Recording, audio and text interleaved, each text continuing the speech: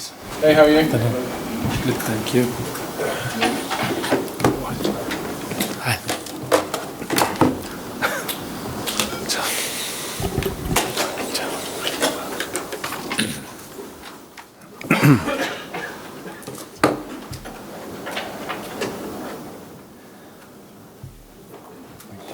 Afternoon, everybody. We will start with the broadcast section that's got no embargo, followed by an embargoed section of 10:30 p.m. tomorrow. No live tweeting during the broadcast section, please, and phones on silent. Gary, do you want to start us off from Sky, please? Thank you. Hi. Are there any injury updates at all? Anyone No good news about players that come back for the next game. We are getting closer with Richarlison. He trained on the pitch, but he trained alone. And we are going well with Ben Davies in the plan. But with Ben, we have to wait a bit of time. So with Richarlison, you were expecting to be available before then? Yeah. And when do you think that Richarlison will gambling? He started to train on the pitch and he's going well. I think for the next game he could be available. Obviously Brighton are unexpectedly challenging you for one of those vital top four positions. Defeat tomorrow would mean that they were like a point behind you, I think, with a better goal difference and 2 games in hand. So how important is this game is really important for us. It's really important because it came from after 2 draw matches and matches that we could win. And so it's very important to play a great match against Brighton. That is a tough team in this moment since Christmas. It's first in the league for chance created in open play, for passes attempted and shot on target from open play. So it's a team that with the ball is very good. Has a great manager that arrived here and quickly is doing a great job. We knew this manager for a long time because he's an Italian guy and we respect him. We have to respect Brighton, but we are Tottenham and we play in our stadium, so it means that we have to go strong and play in our way, in the way we can hurt them. We know very well which is this way, and we are well prepared to play tomorrow. Is that part of the message to the players that we are Tottenham? Yes, we speak a lot about this, but also we deserve to find the way to be Tottenham and to play a football and that is strong in the tackle, strong in the pressure, and strong with the ball. So we have to be complete. And Mr. Tottenham, I guess you could say, is Harry Kane. I know you defended him on Monday from the criticism. Some people say he went down a bit too easily for the red card. But the criticism is... I think it's strange that some ex-player said things I think wrong about Harry, because they are ex-player and they understand the difference between seeing a situation like this in a slow motion and live this experience in a real motion. It's completely different. And also the Everton's manager said there was a clear red card, so there's no discussion on this. I don't understand why some ex-player speak about this. I think they don't agree with Tottenham instead to don't agree with Harry. So I think they respect Harry. Probably they don't respect enough Tottenham. Because some players, perhaps you could say throughout history, they're that kind of player to exaggerate an injury, to exaggerate an issue. Harry isn't really that kind of player. No, I have never seen him exaggerate something. I have seen him stand up after strong tackle, and we had a lot of example. And also I think we spoke with the board of the referee about some tackle Harry considered and really bad. Also in the first half last match it was a strong tackle from a central defender, but We don't discuss about this. Harry, don't discuss about this. He's an amazing player in every aspect. Also in the behavior he had and the respect. He respects the game a lot. So it's important to say this, and everyone has to understand that they cannot challenge Harry under this aspect. Thank you. Okay. Jake? Hi. After the game on Monday, you said that you needed to control the game better when it was 10v11. Why do you think then the players weren't able to do that? Because sometimes you have to go strong. When you play 11v10, the mindset can change because you think that the match become easy. If you think this is the moment you made a mistake. When the opponent play with 10 men, they create a new energy. And you have to stay with enough energy. That was the problem in that game. And for me, it's important to do it with the ball. The opponent has to struggle when you keep the ball and you move the ball, and you can find when they come and they use more energy, you can find a way to score the second goal. This is the mindset we need for the match also when we play 11v11. It's not different. But when you have to force yourself in that moment because your mindset can change. But you have to force yourself to go stronger. You mentioned how good Brighton have been this season. They've also scored a lot of goals away from home. Only Arsenal have scored more. How do you therefore go about stopping them? Can you stop them scoring? Yeah, we are a strong team.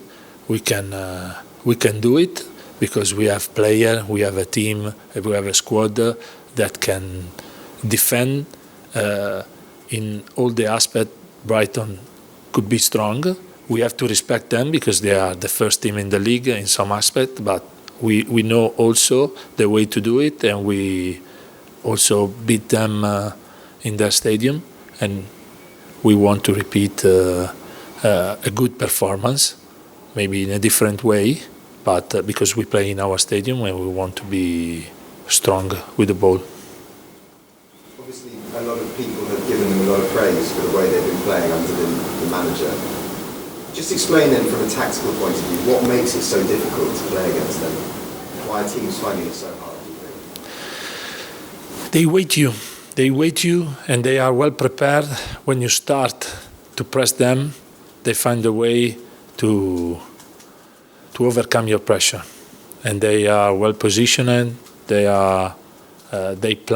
plan a match in the right way. They have many solutions also, and they adapt themselves when you change something, because they came from a good job did with Potter for a long time, and I think also the Zerbi find a good solution to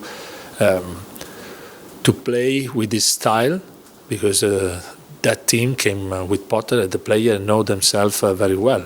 This is a great opportunity, because when players play for a long time from each other, it's easier, and they plan very well the match. Thanks, Jake. Ian?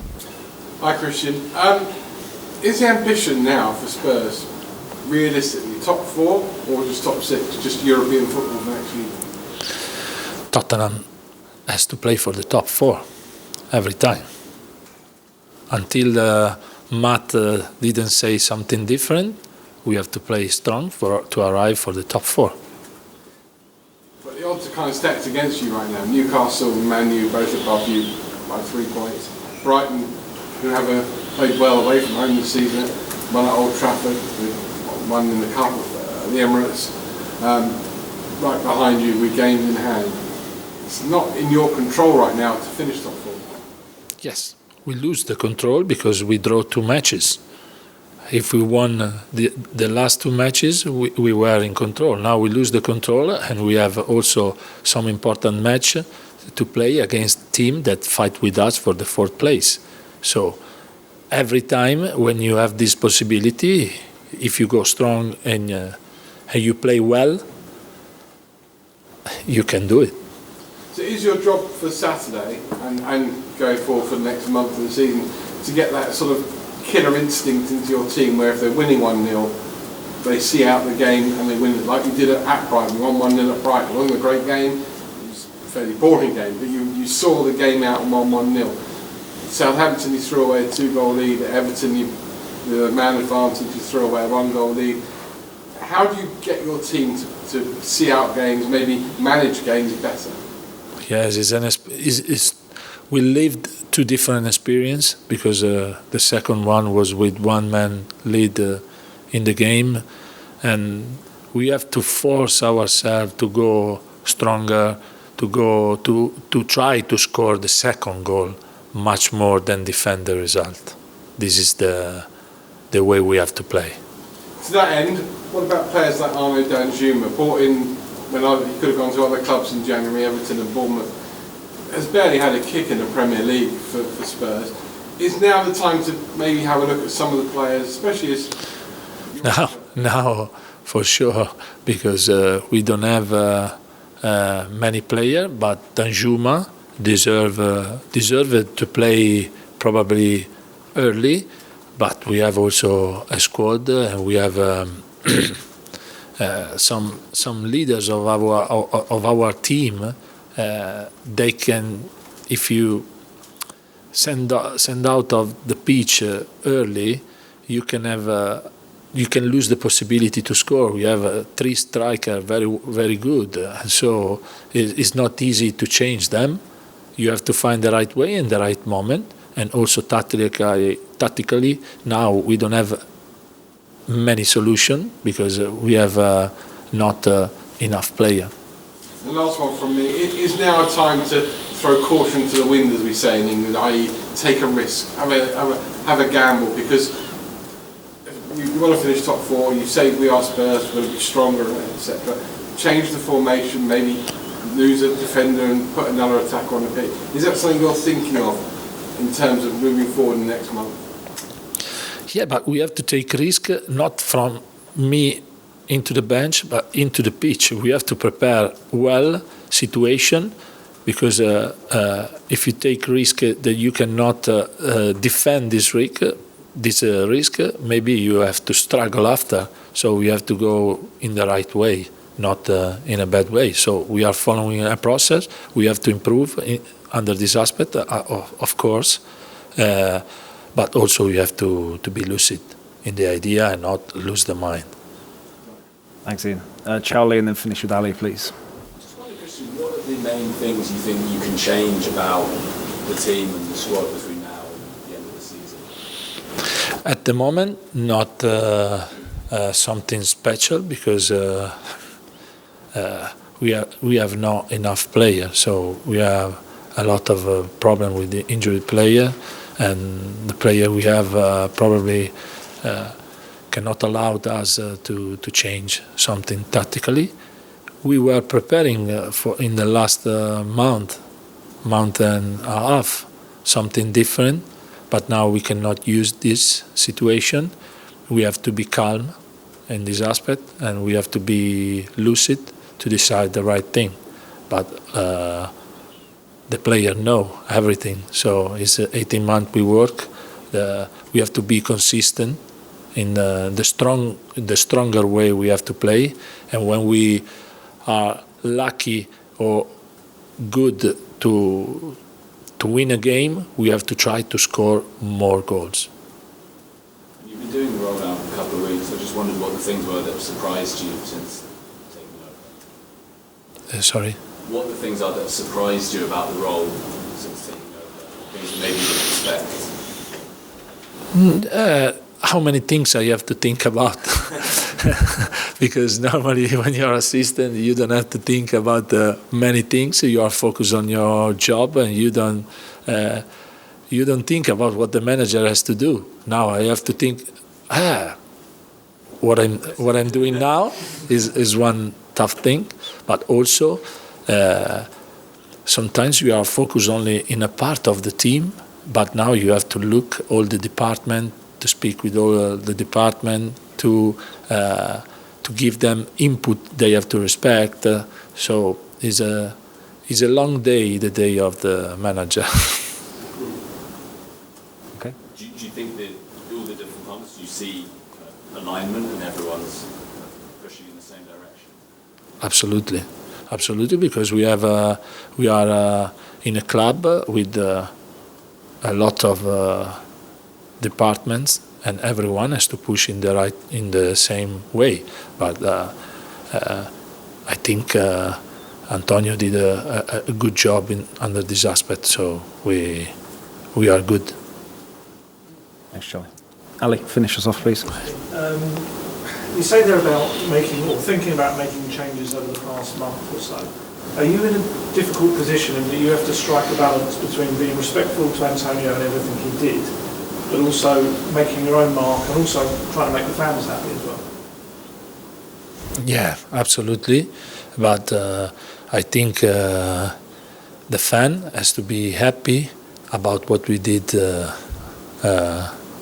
with Antonio, because we are fourth and we can challenge the other team. We were fourth and now we are not, but we can fight for the fourth place. So we have to be in confidence. We have to know who we are and the reality we live. And when you know this, you react in the right way. Sometimes, if you don't understand the reality, your reaction is not the right reaction. But when you realize what is the reality, you can react in the right way. And it was quite noticeable, the short goal kicks in the match with Clement Lenglet and Romero getting the ball very short. Is that something you're going to look to keep doing? I presume it's to bring the other team onto you and then create space. We have to try to create space when we play against team that defend a lot, and that was the last game and the game before. They try to press, but sometimes they try to defend all the space, and you have to find is much more difficult. If you are well prepared and you plan the game well, you can hurt the opponent also when they are aggressive. And now is the time to try to attack more the space and to try to create more into the pitch. And we want to allow striker to have more chance to score. This is what we are trying to do. We are trying, but it's in the hand of the team to do it into the pitch. Obviously, with the injuries you've got now, Lucas suspended as well, you're going to have to use probably more young players on the bench. I think that happened towards the end of last season, but obviously they were never brought onto the pitch. Is there a chance that you may have to turn to some of them? And obviously, seemingly you trust them to come on. Yeah. If we need, we will use. We have some good players that are ready to play also in the Premier League. We have Alfie Devine, Romain Mandel. We have players that we trust in them to play a part of the match or a match in the Premier League. Thanks, Ali. Okay, we'll end the broadcast section there. We'll move on to the embargoed section for 10:30 p.m. tomorrow. Tom?